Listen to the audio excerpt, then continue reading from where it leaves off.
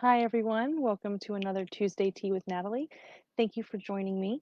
I it's a beautiful day here in Forsyth County, and we will be out doing some sign waving for Democratic candidates later this afternoon. So if you see us, please honk. Um, Today I am drinking a decaf English breakfast. It's allergy season. Well, every season is allergy season for me, but it's particularly bad right now, and allergy meds and caffeine just don't mix for me. So decaf it is right now. Um, Early voting has started here in Forsyth County, and it was a very busy day yesterday. It looks like it was busy today as well, but not quite as busy. I'm assuming the holiday for people, some people had yesterday off as a holiday for work, but their kids were in school because Forsyth County Schools wasn't off. So I'm assuming that uh, connection of events made it so that people were just trying to vote when they had the opportunity. And so we did see some really long lines yesterday, but there's still 2 weeks of early voting.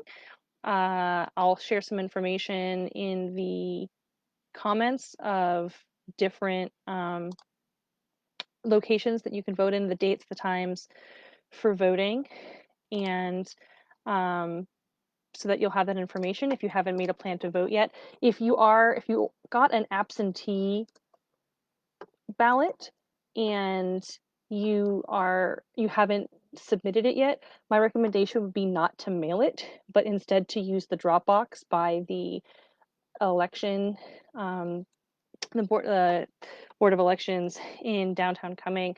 Um, it is, or near downtown Cumming. It is, there's only one in Forsyth County in case anybody tries to pull what they're trying to pull in California, which should certainly be against the law and somehow isn't.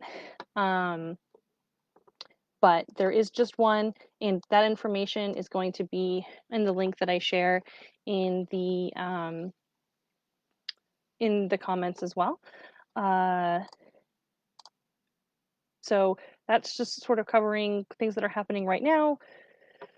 Voting has started. Make a plan. You can still obviously vote on election day. It is too late to register to vote in Georgia now. So if you are not currently registered, then you are unable to vote in this election, unfortunately. But if you are registered to vote and you are active in your registration, then you have several different options for voting. One of the cool things about early voting is that you aren't tied to a specific um, polling place like you are on election day. You can go to any of the locations listed in the voter early voting polling places. You can pick whichever one works best for you, even if it isn't near or your normal polling place. Uh, so what I would like to talk to you about today is Forsyth County's fraught racial history and what it means that so many people in the county don't want to address it. We can evolve past our history as a sundown town, but we can't do that if we ignore what happened here and refuse to acknowledge it. We can't grow from it and learn from it and move from it until we reconcile what happened here. Um, if you mention Forsyth County in Georgia, those who know of it, and there's a lot, obviously, they will probably be surprised that a progressive candidate is bothering to run here. That there's this many Democratic candidates on the ballot this year is shocking to many people because they know our history. They know that our history is fraught with white supremacy. And many current residents are more than happy to sweep that under the rug, dismiss it, or outright excuse it. But the county is changing, and the past must be addressed in order to move to a better future. For those that don't know, perhaps some of the younger members of the county or people who have moved here recently, um, In 1912, three young black laborers were accused of raping and murdering a white girl. One of the men was lynched within 48 hours. The other two were killed by the state after a trial that lasted less than a day. Over the following weeks, the white population of Forsyth County forcibly removed the remaining 1,098 black residents with physical threats, arson, destruction, and more. In his book, Blood at the Root, Patrick Phillips, who is a Forsyth County native, describes these events, how the remaining white community took the crops and livestock and land of their former neighbors, and it illustrates just one example of the deep roots of racial violence in America. And I will link to that book in the comments as well, because again, if you live here, I think it's important that you get a feel for the history here. So after these so-called night riders pillaged and attacked and forcibly removed the black community from Forsyth County in 1912, until the 1980s, Forsyth remained a racially segregated bubble, and very few residents were dare to challenge the ongoing segregation. In 1987, on the second anniversary of Martin Luther King Jr. Day becoming a national holiday, several members of the community launched the Brotherhood March to end the racial discrimination in the county. A group of demonstrators, between 15 and 20,000 people, walked over a mile from the coming city limits to the courthouse square. There, the situation escalated. The marchers were met by so-called counter-protesters who had ties to the KKK. The event gained national attention and brought Forsyth County's problematic past to light nationally, and it also caused many residents to realize the implications of the racial issues in the area. Um, in fact, Oprah Winfrey uh, did came to Forsyth County and spoke to people in Forsyth about this. And I'll share that video in the comments as well, because it's really, it's hard to watch, but it's really incredible to see these white people telling Oprah to her face that black people don't belong in Forsyth County. Um, it is, and she does her best to um, to let people speak and voice what they're saying, so that people get a feel for how the people in the community are feeling, and why they feel that way, and what their stance is. But it really is, um, it's it's incredible. People want to think that racism ended with the civil rights era, and it didn't. This was the late 80s, and Forsyth County didn't have any minority residents, and people were on national television talking about how white people and black people shouldn't live together in the same town, and that they weren't wrong for wanting an entirely white Forsyth County. So this isn't something that you can say was so long ago and it happened in the past and it happened generations ago. This happened while many of us were alive. So it's difficult for me when people try to dismiss it as if it happened, as if racism happened so long ago and it was all fixed with Martin Luther King Jr. and the civil rights movement, because it absolutely wasn't, and it didn't. Um, so I've shared the link to the Blood at the Root book and to the YouTube clip of Oprah here in Forsyth County in the comments. So I highly recommend you check those out. So that Brotherhood March began a cultural and demographic shift in Forsyth County. In 1990, less than 2% of the county's inhabitants were Black, Indigenous, or people of color, while in 2019 that figure was around 22% and steadily increasing. The county has seen a lot of positive changes in terms of increased appreciation for diversity and acknowledgement of future progress that must occur.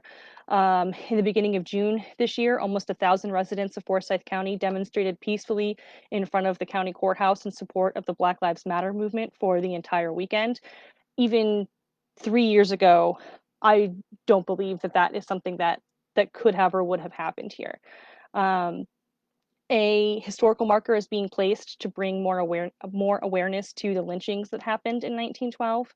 And in this year's graduation ceremonies for the high schools, the Lambert valedictorian chastised the lack of formal education our county history on our county history in his graduation speech, because it's not taught. These things happened right here where we live, and no student of Forsyth County schools is taught about it in school. And that's a problem. We cannot reconcile and heal and create a better future if we refuse to acknowledge the terrible history that happened here, not only over 100 years ago, but as little as 30 years ago. Um, in order to fully end the county's reputation for discrimination and segregation, we must continue to promote positive change at grassroots levels within the community and legislatively. And there's a lot of opposition to that growth, and there's challenges in creating that growth because so many people still have that mentality.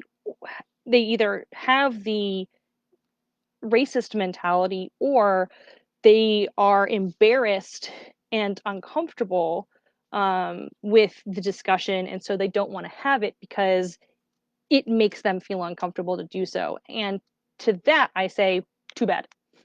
Uh, the discomfort is necessary in order for us to move forward.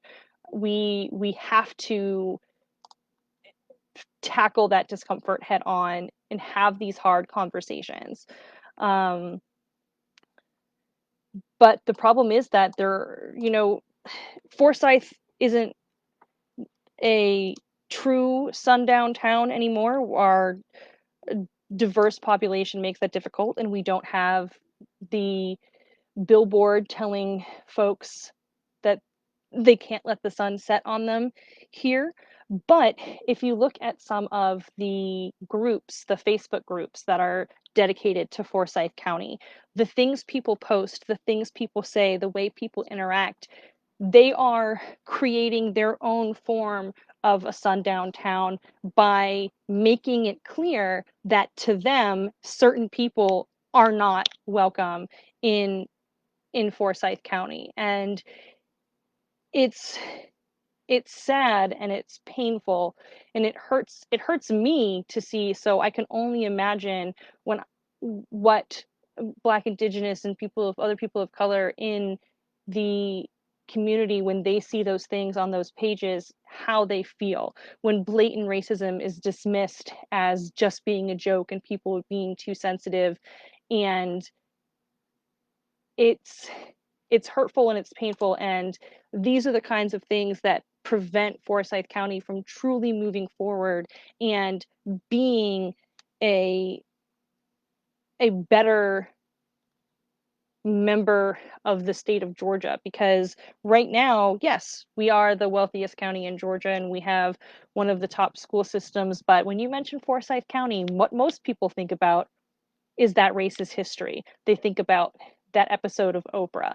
Those are the things that they think about. And because we aren't actively working to change the narrative and be more welcoming and reconcile that past, we're going to remain with that stigma of who we used to be, and that's a problem.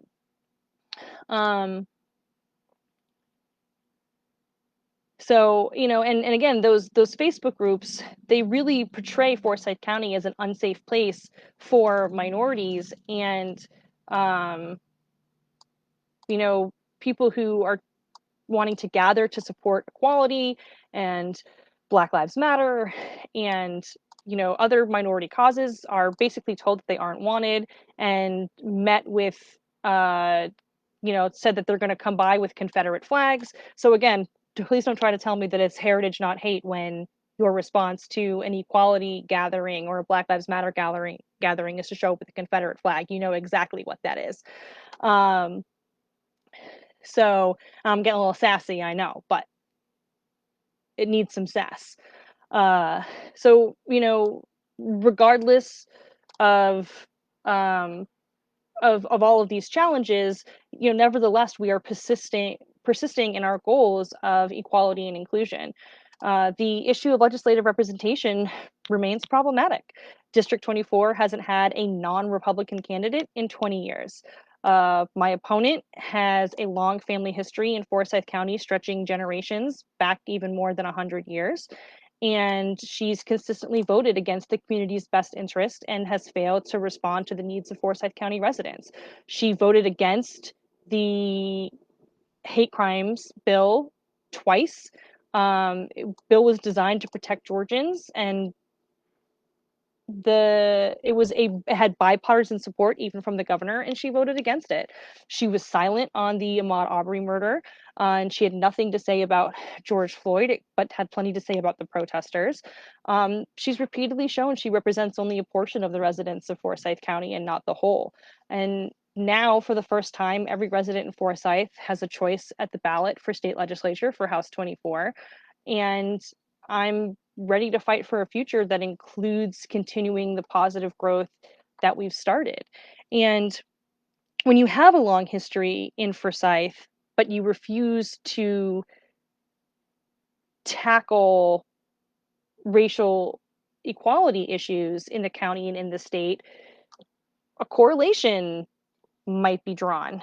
Um, and I don't think anyone is wrong for drawing a certain conclusion from that.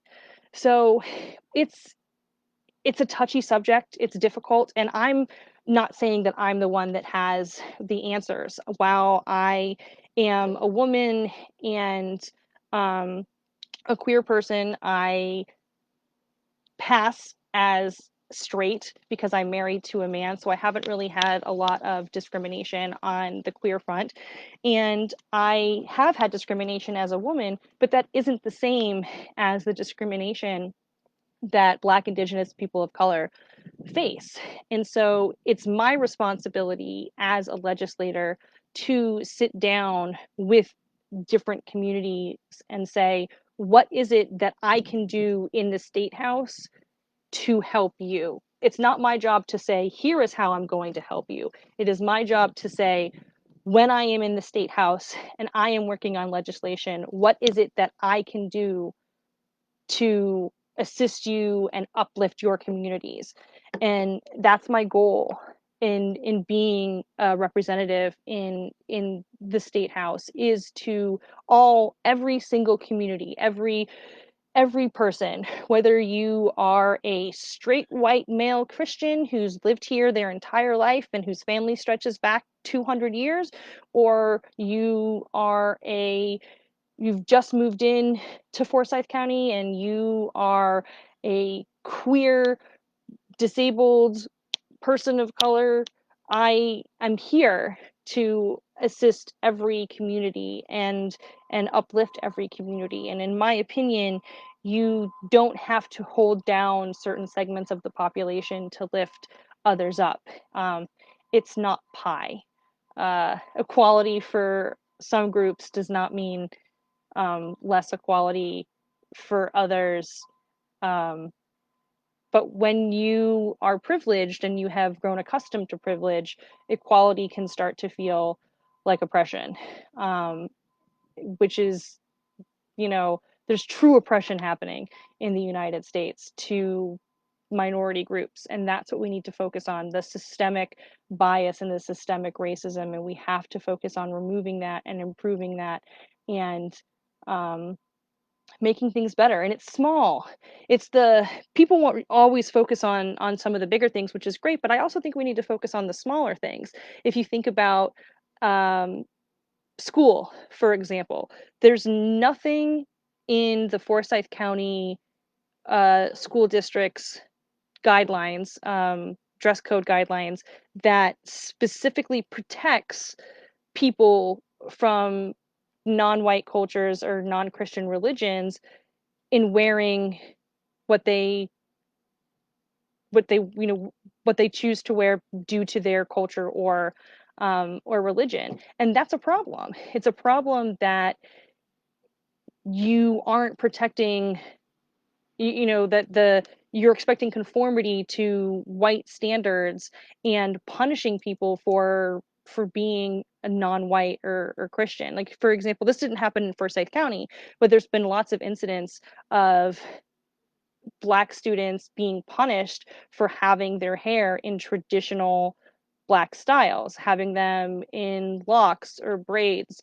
or things like that. And that's problematic. It's it's that's not acceptable. That is an example of systemic bias and systemic racism when you're punishing someone for having non-white hair. It's patently absurd, and it's something that those small things, they seem small, but it builds and it builds, and all of those small things come together to create a system that unfairly disadvantages a huge amount of our population, and we have to work past that. We have to improve on that. um Again, I don't have all the answers, and I'm sure I've tripped over my words a little bit because it's live video, and that's what happens. And I just want to make clear that I'm not here to tell anyone what they need in order to fix the system. I'm here to be told what I can do to better serve and fix the system so that everybody benefits and not just a select few. That's my goal here. um, I I know it can be hard, especially in the South, to trust a white woman, um, who, that I'm going to be on your side, but I assure you that I am, and I will do whatever I can to prove that and to show you that I am here to serve. And again, I'm here to serve everyone. This isn't just a uh, women and uh, people of color against uh, and other religions against white male Christians. It's When I say everybody in Forsyth, I mean literally everybody in Forsyth, regardless of political party, regardless of religion, regardless of sex, regardless of of sexual preference, regardless of anything. I am here to ensure a better future for every citizen of Forsyth County. And I can only do that if I um, have your support in getting to the state house. And so I hope that I have that. We're getting close. The election is coming up. So you can, again, early voting is happening right now throughout Forsyth County. If you requested an absentee ballot and you haven't mailed it in yet, my recommendation is to do the drop box and not to mail it back in. There was a ruling that it's not by post date, it is by received date. So if you mail it right now and something happens and it doesn't get there until November 4th, your ballot won't count. So using the drop box is the much better option to ensure that it arrives. And on the My Voter page on the Secretary of State's website, you can check the status of your absentee ballot once you've dropped it at the drop box. See that it's been received, see that it's been accepted, make sure there's no issues that you have to redo something. So that's you can check all of that right on the My Voter page, which I'll share in the comments as well. Um, and the early voting link is already in the comments for you, and um, and those links to uh, the Oprah video and to the book Blood at the Root. Um, it is uncomfortable, and I understand that. I get it. It can be it's very uncomfortable, and the way that you need to approach it is, if you don't consider yourself to be a racist, and someone has told you that something you have said or done is racist, your response should not be, that's crazy, that's BS, I'm not racist. Your response should be, I'm not racist, but something I've done has been perceived that way. Why is that? And take that as an opportunity to examine some implicit biases that you might have from growing up in a society with systemic racism. You know, is it something where it seems okay to you because you aren't part of the community that's being disenfranchised or marginalized, or is it, take take take that as a sign that you need to be like, okay, hmm, why is this, take it as a chance to do some educating of yourself and improving of yourself. It's easy to have that knee jerk reaction, because you don't want to be perceived in a way that you don't perceive yourself, but the response shouldn't be that the person who's telling you that is wrong. The response should be, okay, let me examine why that might be and see if I can do something um, to change my thinking. That that should be the step that we're taking. Uh, so again, I'm here to talk. I'm here to listen. I want to know what I can do to better serve every community in Forsyth County. So please reach out to me. Please call me. Please email me. Um, give me suggestions. I do have a suggestion for another one that I'm still doing some research on for a Tuesday tea with Natalie. I'll continue doing these up through the election. I'll probably take a small break after the election, but then I will be back doing these and talking about the issues and getting to know everybody in Forsyth, because I'm here to serve Forsyth, and I can't do that if you don't know who I am and if I don't know who you are. So thank you everybody for joining. Again, gorgeous day here in Forsyth County. The weather is this is my kind of weather, and it's perfect. It's perfect tea drinking weather. So I hope everybody is having a great week and um, has made their plan to vote. And I'm here and I'm ready um, to learn from you. So thank you again for joining, and I will see you next week. Same Nat time, same Nat channel. Thank you so much.